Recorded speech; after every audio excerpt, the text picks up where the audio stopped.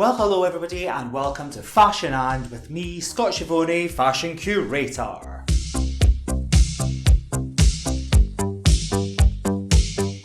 The wonderful thing about fashion is it gives us a unique glimpse into the styles and attitudes of a particular era, and the medium of fashion illustration can communicate an artist's interpretation of that time. This week, we'll be looking at the life and work of one of my favourite fashion illustrators from the last half of the 20th century. The theme of this episode is Fashion and Antonio.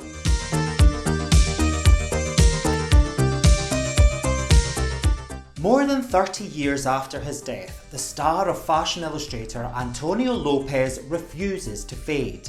André Leon Talley said, "Antonio was wild yet disciplined. He created a world of beautiful, modern, rococo extravagance through line, form and colour." Starting in the late 1930s, photography began to eclipse the once primary source of editorial fashion magazines. Antonio Lopez was an innovator and redefined the art of fashion illustration at a time when it had been relegated to trade publications and newspaper advertisements. Antonio would go on to change that, keeping the tradition of fashion illustration alive, using his unique command of colour and line to redefine the medium for a new generation of fashion devotees.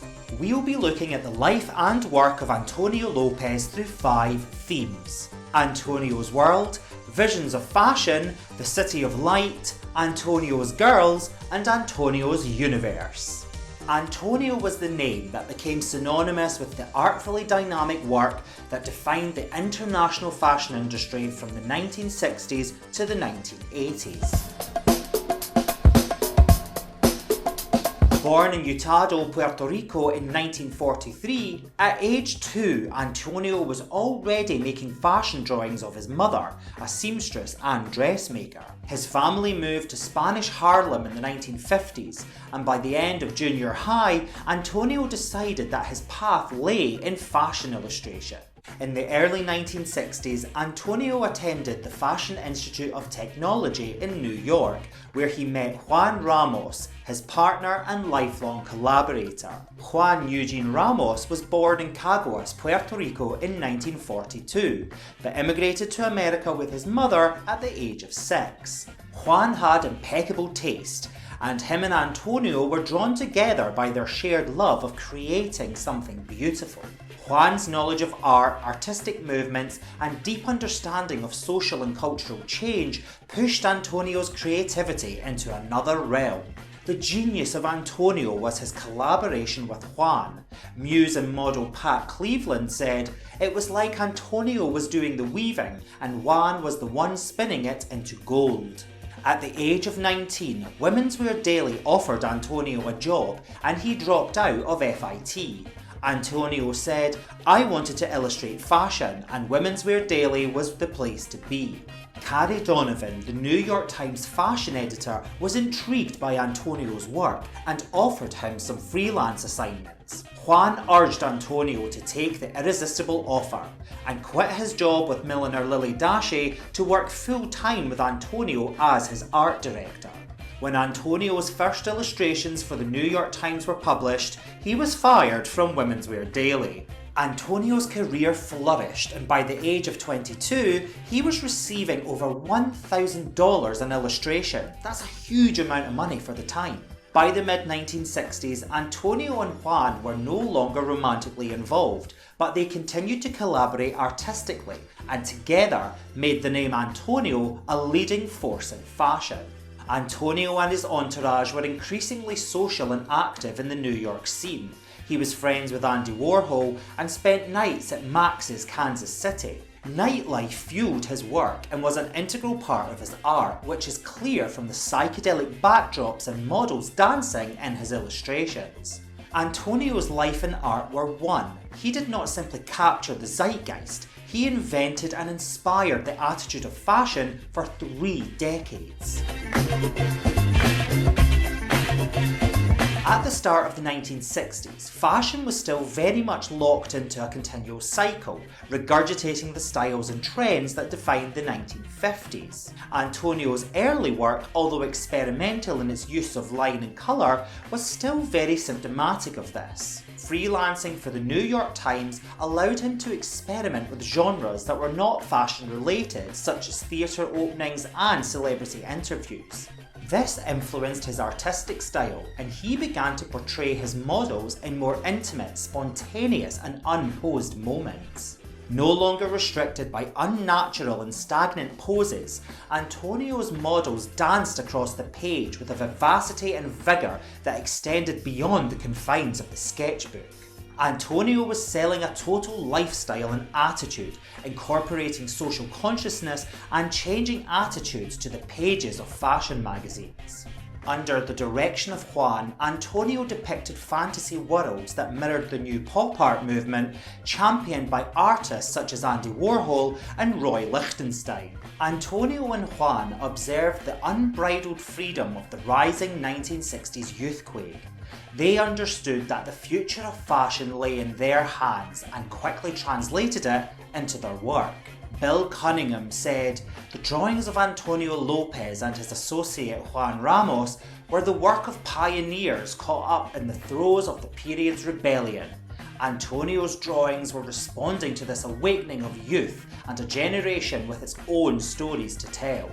Energetic, youthful and sexy, Antonio's work captured the mood of the times, and soon he was freelancing for Harper's Bazaar, British Vogue and French Elle. Pat Cleveland recalls the intense atmosphere and physicality that Antonio brought to his drawings. He'd taken a breath, but it felt like he was taking in your essence, and then he'd wave his pencil across the page without even looking at it and capture you in seconds. In the late 1960s, after several trips to Europe, Antonio and Juan settled in Paris, where Antonio raised his international profile and worked for French and Italian Vogue, GQ, Elle and Bazaar. In 1969, French Elle invited Antonio to sketch the collections in Paris. He decided, with Juan and his entourage, to move to the fashion capital. Artist Paul Karanikis, Juan Ramos's lover, said Antonio and Juan felt constrained by the old-fashioned attitudes of the American garment industry, as well as the women at Vogue at the time, who, despite the magazine's avant-garde look, was still basically conservative and racist. As they entered the 1970s, the fashion spotlight, which had been firmly focused on London's swinging 60s scene, was shifting back to Paris. Elle magazine sent Antonio to sketch the Chloe collections, designed by Karl Lagerfeld, who had trained under couturier Pierre Balmain. Despite gaining status through his work at Chloe, Lagerfeld did not have the same kudos as Yves Saint Laurent, who by then had firmly established his own extremely successful ready-to-wear and couture lines. Lagerfeld saw an opportunity to enhance his position within the fashion world, and recognising Antonio and Juan's huge potential, formed an alliance.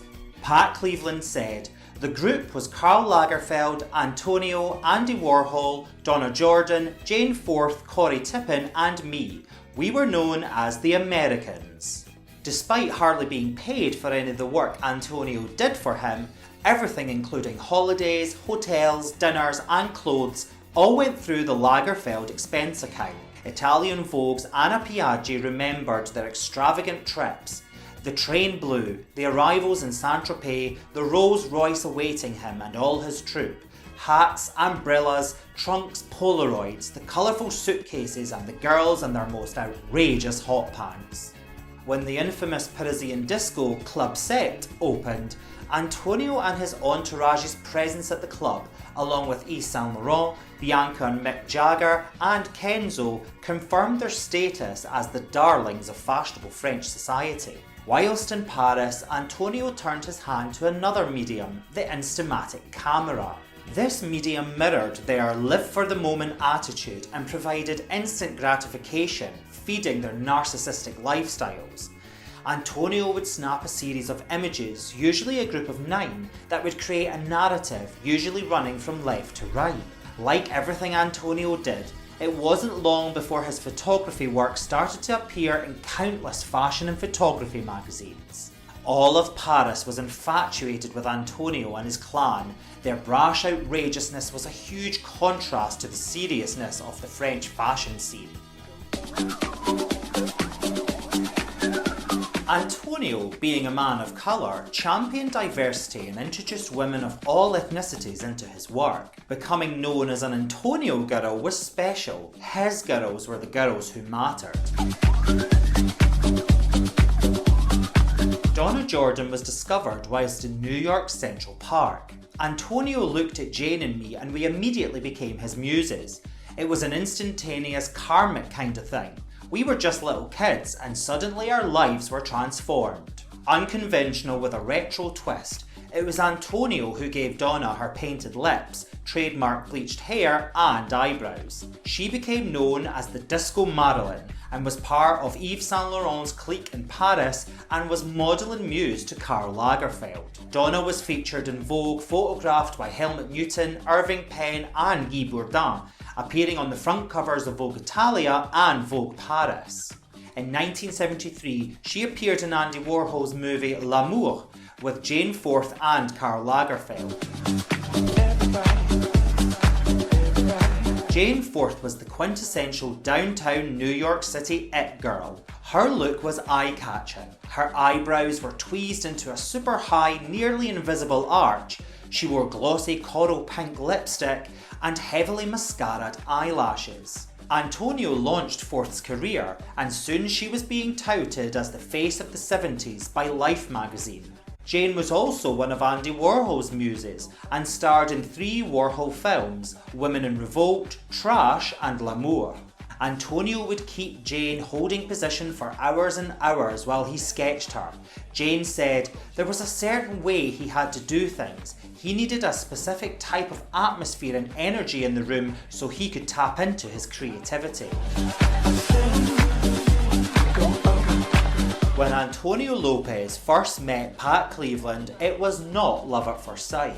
When I first saw Pat, I thought she was ugly, but after working with her for 3 days, I realised that this girl had the possibilities of becoming a real beauty. Antonio loved her versatility and could cast her as a femme fatale, an ingenue, or any number of roles needed, and Pat Cleveland would bring it every time. Pat Cleveland was one of those rare models who simultaneously worked both runway and print, and was most often seen dancing down the runways of elite designers as well as appearing in Antonio's drawings and photographs. Cleveland was part of Antonio and Juan's inner circle and continued to work with them well into the 1980s.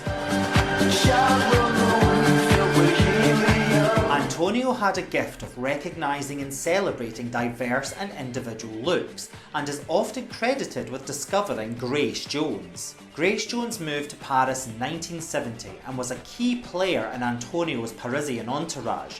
She even shared an apartment with other Antonio girls, Jerry Hall and Jessica Lange. In drawings of Grace Jones, Antonio celebrated her androgynous looks and emphasised her razor-sharp cheekbones. Grace Jones was also photographed by Antonio and starred in his Blue Water series of 1975 and his iconic Candy Bar Girls series of 1977. Antonio and photographer Jean-Paul Goude collaborated to create a range of abstract avant-garde maternity clothes for the pregnant Grace Jones to wear during performances in 1979. Jerry Hall, known for her lush, waist-length blonde hair, classic Hollywood beauty and mile-long legs, was Antonio's perfect muse. They met in 1973 and according to Paul Karanikis, he could not stop talking about his girl from Texas who had something special. She was an Antonio drawing come to life. Jerry Hall said in an interview for People magazine in October 1984, "I didn't really know what I looked like till Antonio. He drew me, not as I was, but as I should be." Antonio introduced her to Helmut Newton, and within weeks he was shooting her for the covers of French and British Vogue. Jerry Hall moved in with Antonio and Juan and convinced Antonio to become her boyfriend and even fiancé. She became one of the world's most recognised faces, thanks in part to Antonio, but also her romantic relationships with Brian Ferry and Mick Jagger. There were other Antonio girls including Jessica Lange, Paloma Picasso, Tina Chow, Alva Chin and Billy Blair. They all featured in his 1982 book entitled Antonio's Girls. By the time Antonio and Juan returned to New York in 1976, Antonio was an international fashion phenomenon. He worked on campaigns for a number of fashion houses simultaneously. For Missoni, his drawings were filled with strength and courage. For Versace, they were hyper-masculine and homoerotic. For Saint Laurent, they were flamboyant and bourgeois. And for Valentino, they were grand and statuesque. During this time, he was also increasingly inspired by street style, as well as the emerging, colourful hip-hop scene. Antonio's work in the 1980s was the most conceptual of his career. They are a stark contrast to the idealism of Antonio's girls of the 60s and 70s. As a result of the women's liberation movement and power dressing, Antonio's models grew to gargantuan proportions, appearing like Amazonian warriors. Antonio exaggerated the excess and opulence of the 1980s, and his drawings became explosions of colour and texture. His collaboration with fashion editor Anna Piaget on the avant-garde magazine Vanity, launched in 1980, helped revive an interest in the fusion of the worlds of art and fashion. Vanity, described by Piaget as a concept magazine, was groundbreaking in many ways. Known mainly for its devotion to fashion illustration, for Antonio, Vanity was a lab in which he could experiment free of the constraints of his advertising jobs.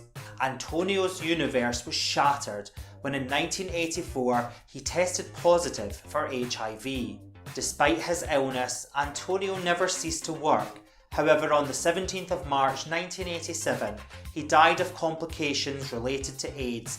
He was 44 years old.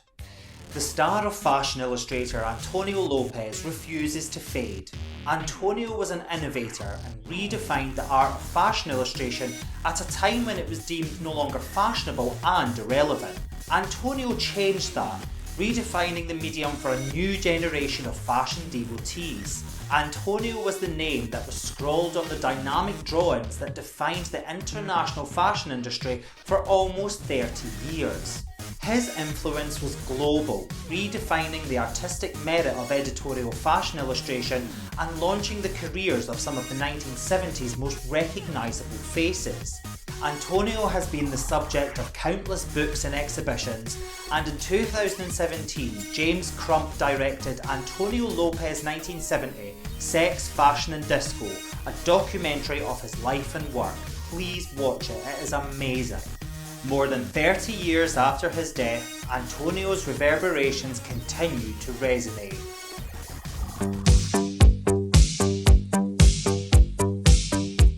Well, that's it for today's episode. I hope you enjoyed discovering the creative and crazy world of fashion illustrator Antonio Lopez. The entire season 1 of Fashion And is available to watch, as well as previous episodes of season 2, including Fashion and Black Models.